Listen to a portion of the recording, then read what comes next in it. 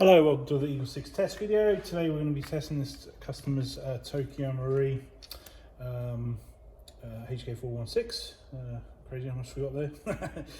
We are going to, so when this particular one was just a service, so keep it nice and simple. Customers just obviously wanted it rebuilding and obviously FPS checking and making sure obviously the gun's good and good to go. We do servicing here, so as well as obviously the fancy builds.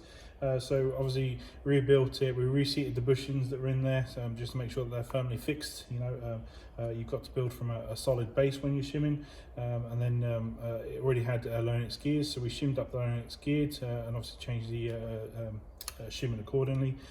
We've done put a small battery cover on the back here. There was no cover on there, so obviously the bars you could just pull them out. Also lowered the height on the bars for a better connection.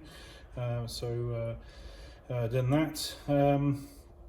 The customer said that it wasn't quite happy with how it handled heavier ammo, so what we did is sort of slightly harder nub in there, basically to give you a bit more pressure for every given turn on the hop adjustment, so that should give you a bit more. So obviously we've tested it at range, and we know that it can shoot 3.2s nicely. Then we tested your FPS, and it's at 358 on 2s and 268 on 3.2s, so obviously you know, well under, if you know what I mean, for the I say well under you know, for the 3.2 ammo there, if you know what I mean, so absolutely fine in that regard. So yeah, obviously going to do some testing now just to make sure everything's all good. Obviously it's already, you know, got the MOSFET system in there, you know, the gate one, so it's obviously going to have a nice snappy trigger response, but otherwise, yeah, like I say, it was just going through and just making sure everything was all good and working. So we're going to get some rounds down range now.